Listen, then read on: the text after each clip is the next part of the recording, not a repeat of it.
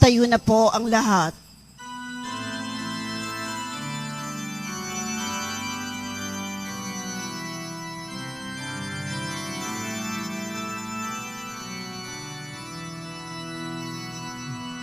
Ako'y kawaan, o mahal kong Diyos, sang-ayon sa iyong kagandahang loob.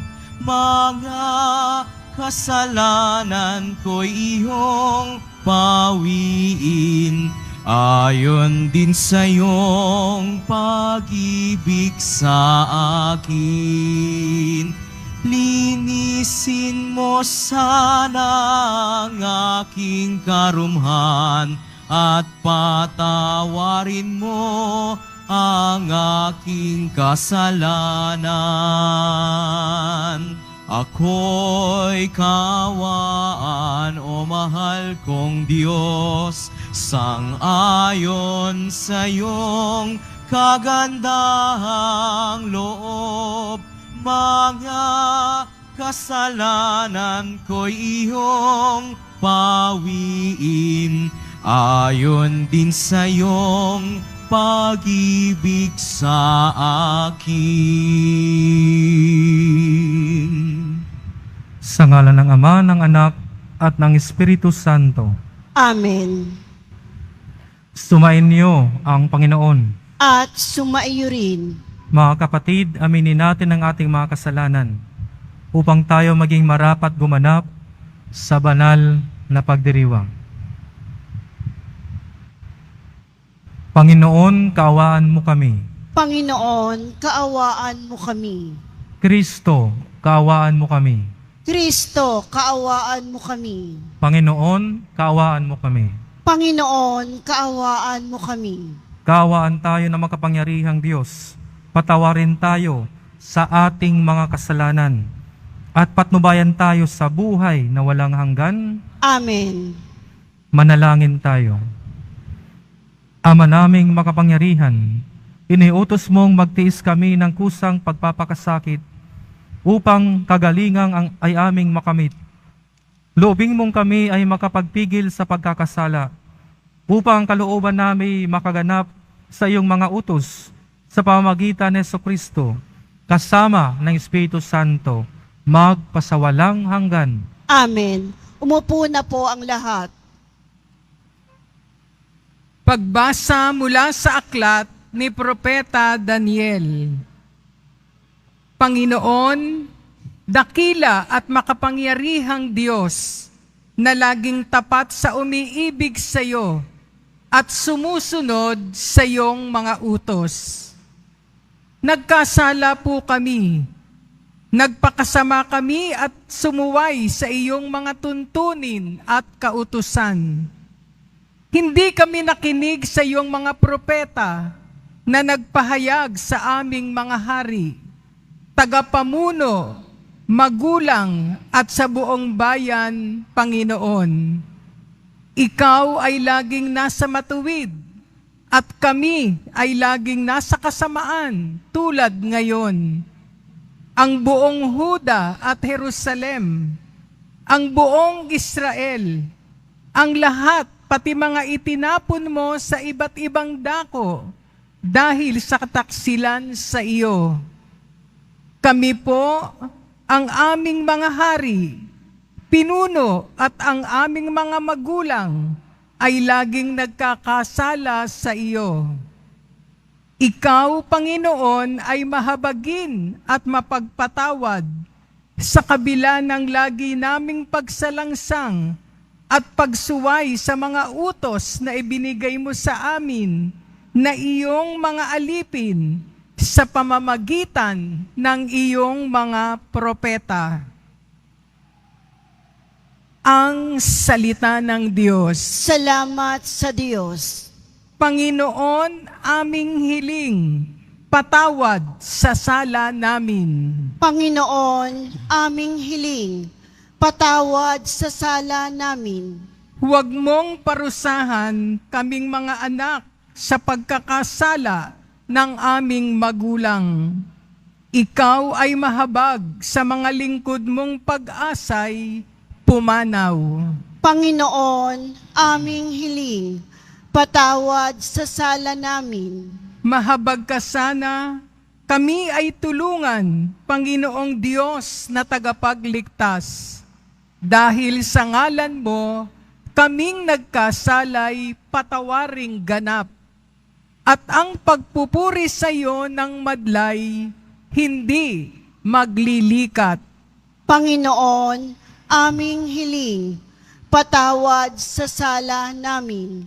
Iyong kahabagan, ang mga bilanggong kanilang hinuli, dinggin mo ang daing. Sa taglay mong lakas, iligtas mo silang takdang papatayin. Kaming iyong lingkod, lingkod mo kaming parang mga tupa sa iyong pastulan.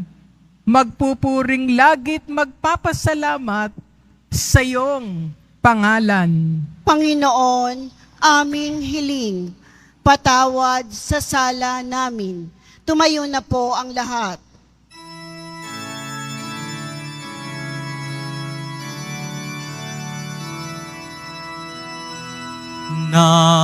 Nagpupuri kami sa'yo, Panginoong Hesu Kristo. Nagpupuri kami sa'yo, Panginoong Hesu Kristo. Salita mo, Kristong mahal, Espiritong bumubuhay, nagtuturo't umakay. Sana nanais makamtan ang langit na walang hanggan. Nagpupuri kami sa'yo, Panginoong Hesu Kristo. Sumainyo ang Panginoon. At sumaiyo rin. Ang mabuting balita ng Panginoon ayon kay San Lucas. Papuri sa iyo, Panginoon.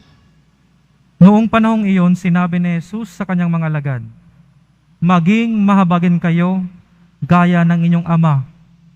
Huwag kayong humatol at hindi kayo hahatulan ng Diyos. Huwag kayong magparusa at hindi kayo parurusahan ng Diyos. Magpatawad kayo sa inyong kapwa at patatawarin kayo ng Diyos.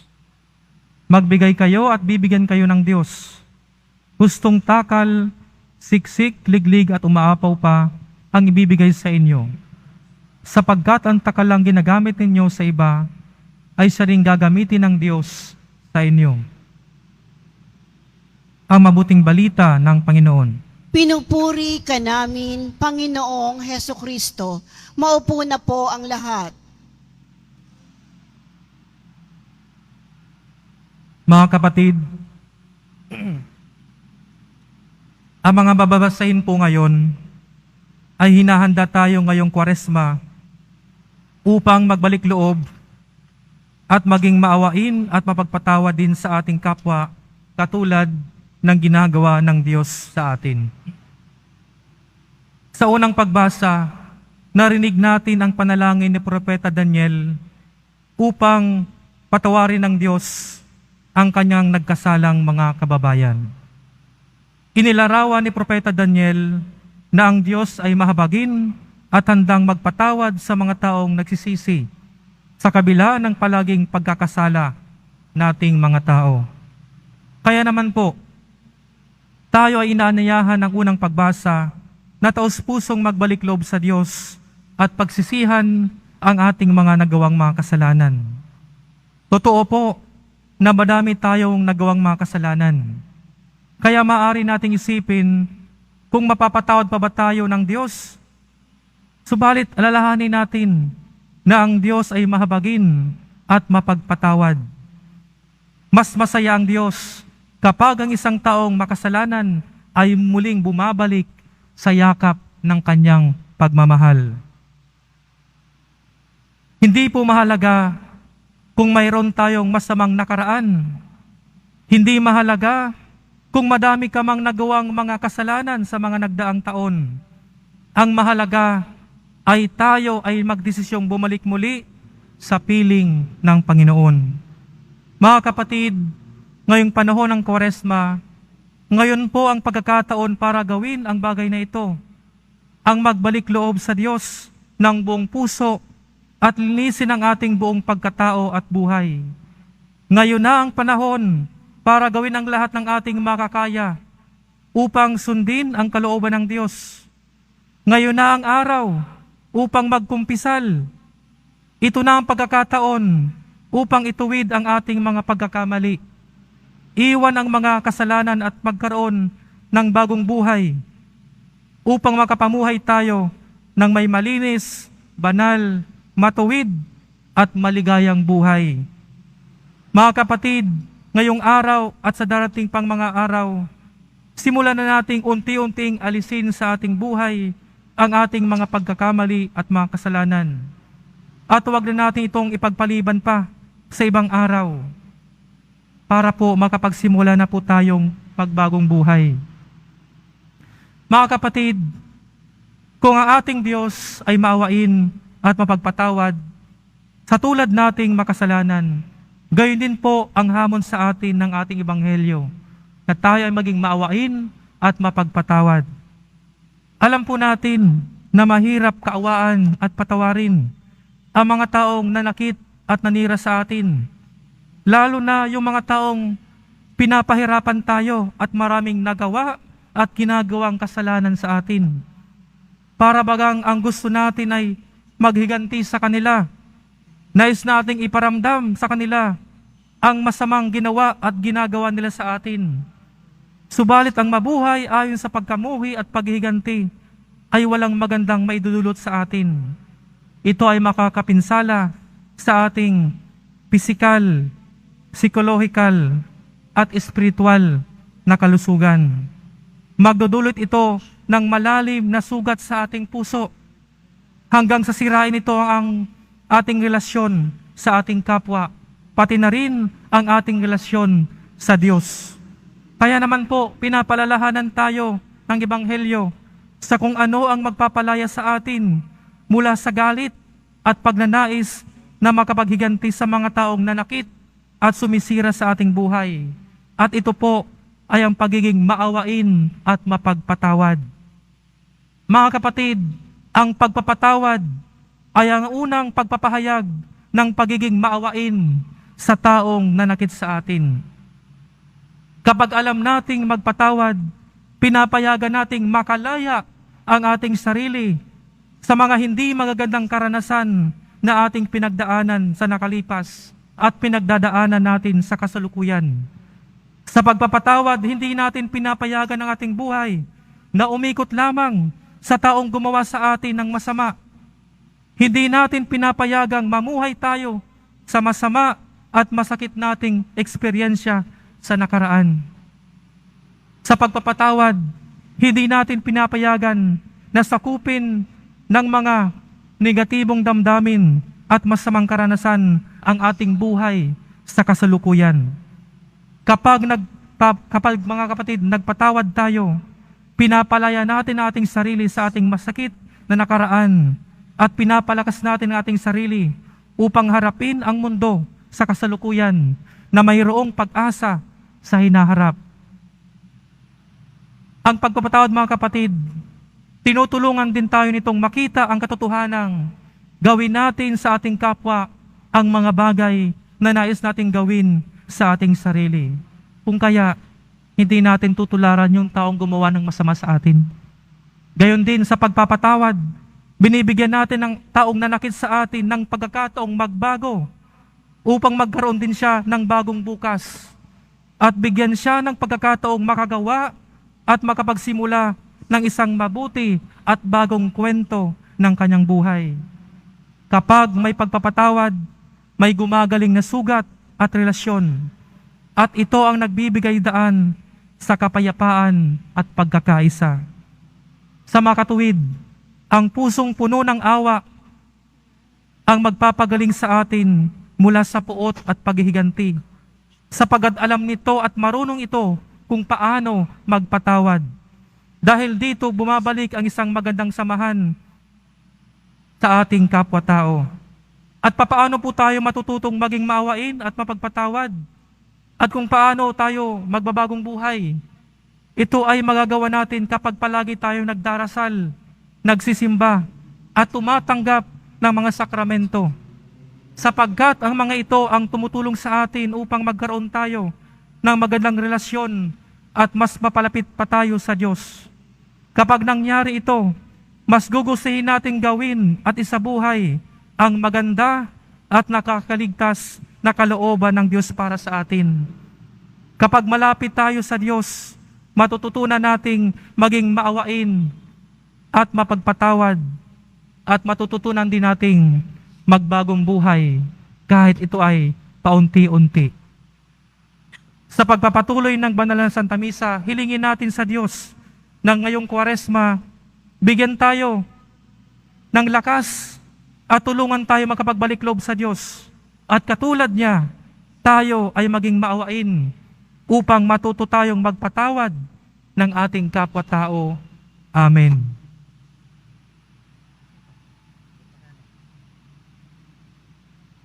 Magsitayo po tayong lahat. Minamahal kong mga kapatid, manalangin tayo sa Diyos na mabait at mahabagin, nagpapagaling at nagpapatawad ng lahat ng ating kasalanan. Ang ating itutugon, Panginoong mahabagin, padaluyin mo ang iyong pag-ibig sa amin. Panginoong mahabagin, padaluyin mo ang iyong pag-ibig sa amin. Ang simbahan nawa ay magpatupad ng kanyang tungkuling, magpagaling at magpatawad. Manalangin tayo. Panginoong mahabagin, padaluyin mo ang iyong pag-ibig sa amin. Ang mga pinuno ng pamahalaan nawa ay magpakita ng kalinga at malasakit para sa mga dukha at api. Manalangin tayo. Panginoong mahabagin, padaluyin mo ang iyong pag-ibig sa amin. Atin nawang makita ang ating sariling mga pagkakamali at iwasang humusga sa mga pagkakamali ng iba. Manalangin tayo. Panginoong mahabagin, padaluyin mo ang iyong pag-ibig sa amin. Ang mga may sakit, mga nangungulila, at may kapansanan, naway makatagpo ng lakas at kagalingan. Manalangin tayo. Panginoong mahabagin, padaluyin mo ang iyong pag-ibig sa amin. Sa katahimikan ng ating mga puso, ilulog natin sa Panginoon ang lahat ng ating kahilingan at mga pangangailangan.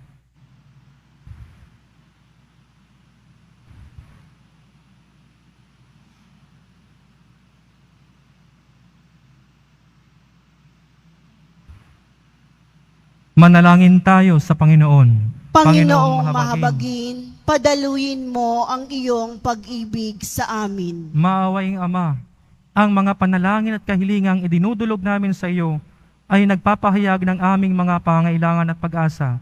Hinihiling namin ito sa pamagitan ni Jesucristo, kasama ng Espiritu Santo, magpasawalang hanggan. Amen. Maupo na po ang lahat.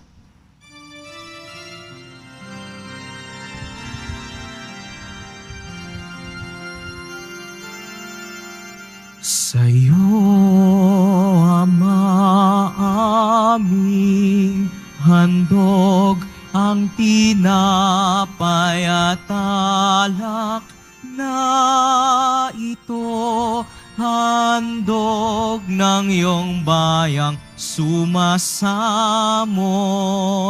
humihingi ng patawad mo.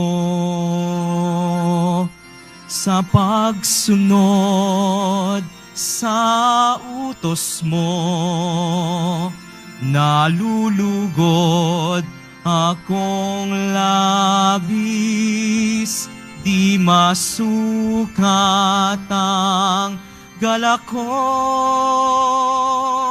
pagkat aking iniibig. Sa'yo, Ama, aming handog ang tinapay at alak na ito, handog ng iyong bayang sumasamot, humihingi ng patawad mo. Tumayo na po ang lahat. Manalangin kayo mga kapatid, upang paghain natin ay kalugdan ng Diyos Amang makapangyarihan. Tanggapin nawa ng Panginoon itong paghahain sa iyong mga kamay, sa kapurihan niya at karangalan, sa ating kapakinabangan at sa buong sambayanan niyang banal.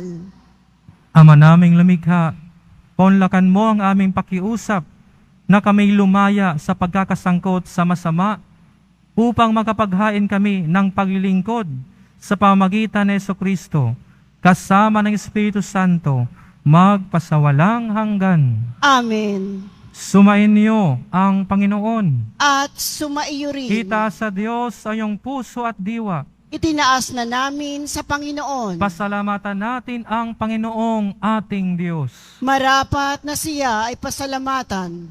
Ama naming makapangyarihan, tunay ngang marapat na ikaw ay aming pasalamatan sa pamamagitan ni Jesucristo na aming Panginoon. Sa pagbabakasakali mong kami bubuti, isinugo mo sa Jesucristo upang pangunahan kami. Bilang pagsunod sa iyong atas na bigay, ipinahayag ng iyong anak ang iyong kalooban na ang apit dukha ay kanyang damayan. Ngayon ay iyong inihahandog ang pagkakataong aming maisaloob, ang kanyang ganap at kusang paglilingkod, upang sa iyo'y lagi kaming makasunod. Kaya kaisa ng mga anghel na nagsisiawit ng papuri sa iyo, nang walang humpay sa kalangitan, kami nagbubunyi sa iyong kadakilaan. Santo, Santo, Santo, Panginoong Diyos na mga hukbo, napupuno ang langit at lupa ng kadakilaan mo. O sana sa kaitaasan, pinagpala ang naparirito sa ngalan ng Panginoon. O sana sa kaitaasan, lumuhod na po ang lahat. Ama naming banal, ikaw ang bukal ng tanang kabanalan. Kaya't sa pamamagitan ng Espiritu, gawin mong banal ang kaloob na ito, upang para sa amin maging katawan at dugo ng aming Panginoong Hesukristo. Bago niya pinagtis ang kusang loob na maging handog, hinawakan niya ang tinapay, pinasalamatan kanya, pinaghati-hati niya iyon, iniabot sa kanyang mga alagad at sinabi, "Tanggapin ninyong lahat ito at kanin. Itong aking katawan na ihahandog para sa inyo."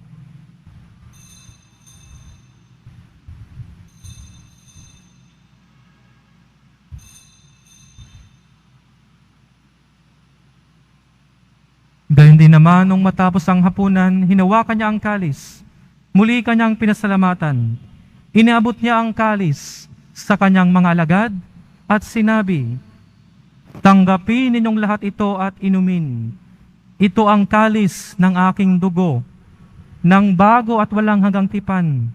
Ang aking dugo na ibubuhos para sa inyo at para sa lahat, sa ikapagpapatawad ng mga kasalanan. Gawin ninyo ito sa pag-alaala sa akin."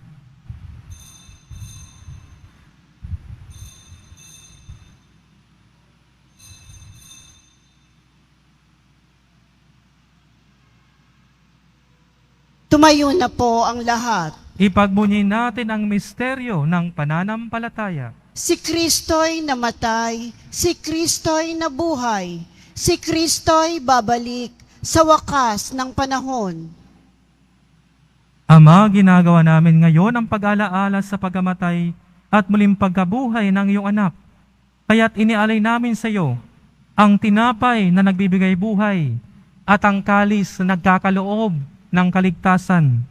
Kami nagpapasalamat dahil kami iyong minarapat na tumayo sa harap mo para maglingkod sa iyo. Isinasamo namin kaming magsasalo-salo sa katawan at dugo ni Kristo ay mabuklod sa pagkakaisa sa pamamagitan ng Espiritu Santo. Ama, lingapin mo ang iyong simbahang laganap sa buong daigdig. Puspusin mo kami sa pag-ibig, kaysa ni Francisco na aming Papa at ni Jose na aming Obispo at ng Tanang Kaparian. Alalahanin mo rin ang mga kapatid naming nahimlay, nang may pag-asang sila'y muling mabubuhay, gayon din ang lahat ng mga pumanaw. Kaawaan mo sila at patuloyin sa iyong kaliwanagan. Kaawaan mo at pagindapating kaming lahat na makasalo sa iyong buhay na walang wakas. Kaisa ng mahal na Birheng Maria na ina ng Diyos, ng kabiyak ng puso niyang si San Jose, kaysa ng mga apostol at ng lahat ng mga banal na namuhay dito sa daigdig ng kalugod-lugod sa iyo, maipagdiwang nawa namin ang pagpupuri sa ikararangal mo sa pamamagitan ng anak na aming Panginoong Hesukristo. Sa pamamagitan ni Kristo, kasama niya at sa Kanya, ang lahat ng parangal at papuri sa iyo, Diyos Amang makapangyarihan, kasama ng Espiritu Santo, magpasawalang hanggan. Amen. Sa tagubilin ng mga nakakagaling na utos at sa turo ni Jesus na Panginoon natin at Diyos, ipahayag natin ng lakas loob. Ama namin, sumasalangit ka, sambahin ang ngalan mo, mapasa amin ang kaharian mo, sundin ang loob mo dito sa lupa para nang sa langit. Bigyan mo kami ngayon ng aming kakanin sa araw-araw at patawarin mo kami sa aming mga sala para nang pagpapatawad namin sa nagkakasala sa amin, at huwag mo kaming ipahintulot sa tukso, at iadya mo kami sa lahat ng masama. Hinihiling namin kami Diyos sa lahat ng masama, pagkalooban ng kapayapaan araw-araw, iligtas sa kasalanan, at ilayo sa lahat ng kapahamakan, samantalang aming pinananambikan ang dakilang araw ng pagpapahayag ng tagapagligtas naming si Hesu Kristo. Sapagkat iyo ang kaharian at ang kapangyarihan at ang kapurihan magpakailanman. Amen. Panginoong Kristo, sinabi mo sa mga apostol, kapayapaan ang iniiwan ko sa inyo. Ang aking kapayapaan ang ibinibigay ko sa inyo. Tunghayan mo ang aming pananampalataya at huwag ang aming pagkakasala. Pagkalawan mo kami ng kapayapaan pagkakaisa, ayon sa iyong kalooban, kasama ng Espiritu Santo, magpasawalang hanggan. Amen. Ang kapayapaan ng Panginoon ay laging sumainyo. At sumaiyo rin. Magbigayan kayo ng kapayapaan sa isa't isa. Kapayapaan. Kordero ng Diyos na nag-aalis ng mga kasalanan ng sanlibutan, maawa ka sa amin. Kordero ng Diyos na nag-aalis ng mga kasalanan ng sanlibutan, maawa ka sa amin. Kordero ng Diyos na nag-aalis ng mga kasalanan ng sanlibutan, ipagkaloob mo sa amin ang kapayapaan. Lumuhod na po ang lahat. Ito ang kordero ng Diyos. Ito ang nag-aalis ng kasalanan ng sanlibutan. Mapalad ang mga inaanayahan sa kanyang piging. Panginoon, hindi ako karapat-dapat na magpatuloy sa iyo, ngunit sa isang salita mo lamang ay gagaling na ako.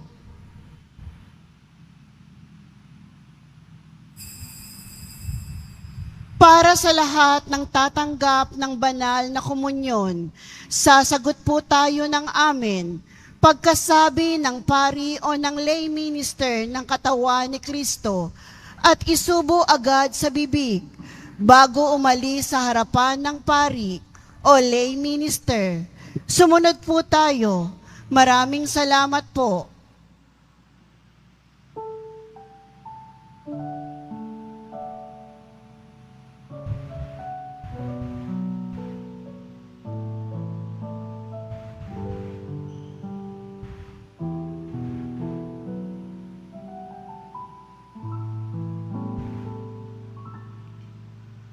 Where there is fear, I cannot lay. Where there is pain, I can heal. Where there are wounds, I can bind. And hunger, I can feel.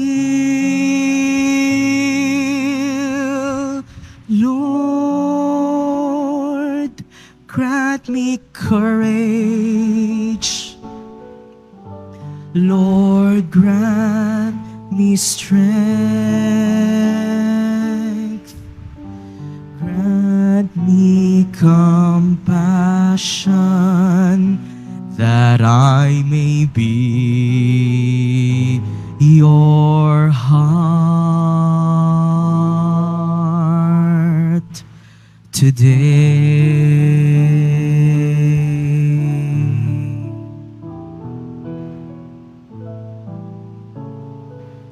Where there is hate, I can confront.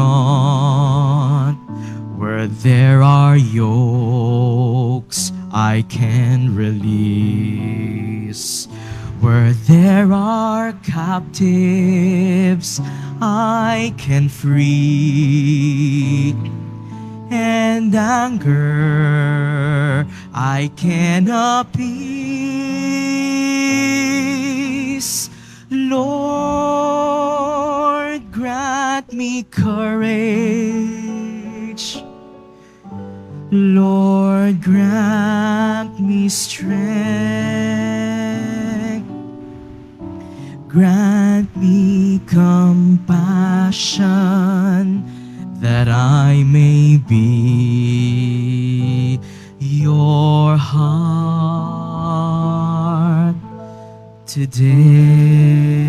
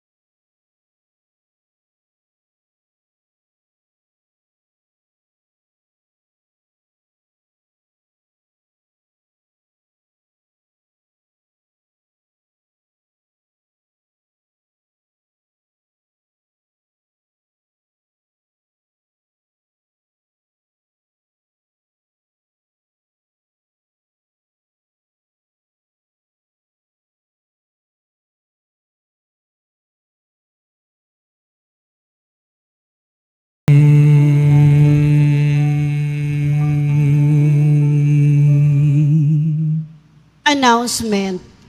Ang lahat po ay inaanyayahan, lalo na po ang ating mga ministry, mandated organization, HDN at iba pang grupo o samahan ng ating simbahan sa ating ikatlong Lenten Recollection sa darating na February 27, 2024, Martes, sa ganap na ikapito ng gabi, dito po sa ating simbahan. Ang ating tagapagsalita sa araw na ito ay si Reverend Father Dave Concepcion, Mission Station Priest, Santo Niño de Paz Chapel, Greenbelt, Makati City, na may temang Poong Jesus Nazareno sa mukha ng kapwa, Series 3, Nangungulila. Inihahandog po ng simbahan ng Quiapo ang Nazareno Medallion. Ito po ay nagkakahalaga ng 20 pesos. Mabibili pa rin po ang ating opisyal na imahen ng Jesus Nazareno. Ang large size ay nagkakahalaga ng 2,500 pesos. Ang medium size ay 1,000 pesos. At ang small size ay 600 pesos. Ang mga ito po ay mabibili lamang sa ating Parish Finance Office. Ang malilikom po na pondo ay gagamitin sa pagsasaayos ng ating Adoration Chapel at Baptistry. Ang oras ng Finance Office ay ang mga sumusunod. Kapag Lunes hanggang Huwebes at Sabado, 8 a.m. to 5 p.m. Kapag Biyernes at Linggo, 7 a.m. to 6:45 p.m. Pagkatapos ng misa, wiwisikan po ang lahat ng banal na tubig. Pinakikiusapan ng lahat na manatili lamang muna sa inyong mga lugar. Tanging sa Quezon Boulevard o sa Plaza San Juan lamang ang labasan ng lahat. Sumunod po tayo.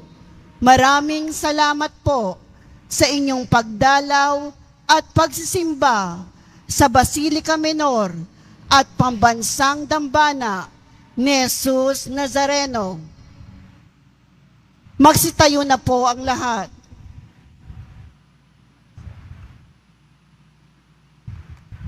Manalangin tayo. Ama naming mapagmahal, sa aming pakikinabang ay siya nawang magdulot ng kapatawaran sa aming mga kasalanan, upang kami makasalo sa ligaya sa kalangitan, sa pamamagitan ng Jesucristo, kasama ng Espiritu Santo, magpasawalang hanggan. Amen. Sumainyo ang Panginoon. At sumaiyo rin. Magsiyuko kayo sa pagbabasbas. Mahal na pong Jesus Nazareno, inihayag mo sa pamamagitan ng krus ang walang maliw na pag-ibig ng Diyos sa sangkatauhan. Pakinggan mo ang kahilingan ng iyong angkan na nagsusumamo sa iyo. Makamtanawa nila ang iyong katugunan at tanggapin ang kasagutan na may utang na loob na tinatanaw. Basbasan din po ninyo ang mga daladala nilang mga imahen at dasalan. Sa pamamagitan ng bendisyon na ito, naway maalaala nila ang mga pangako nila noon sa binyag na ikaw ang kanilang iibigin at paglilingkuran bilang Panginoon, magpasawalang hanggan. Amen. Pagpalain kayo na makapangyarihang Diyos Ama at Anak at Espiritu Santo. Amen. Tapos na ang banal na misa, humayo kayong taglay ang kapayapaan at ang mga biyaya ng Diyos. Salamat sa Diyos.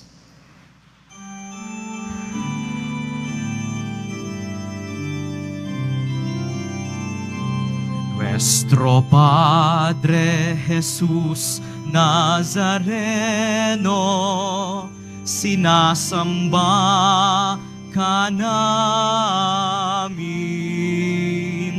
pinipintuho ka namin, aral mo ang aming buhay. buhay at kaligtasan, Nuestro Padre Jesus Nazareno.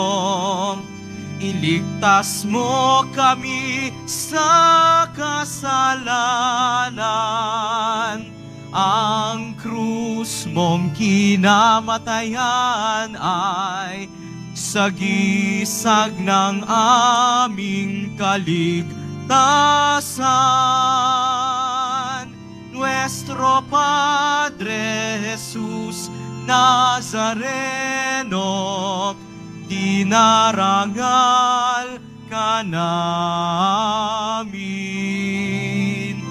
Nuestro Padre Jesus Nazareno, nilulwalhati ka namin. Nuestro Padre Jesus Nazareno, dinarangal ka namin. Nuestro Padre Jesus Nazareno, nilulwalhati ka namin.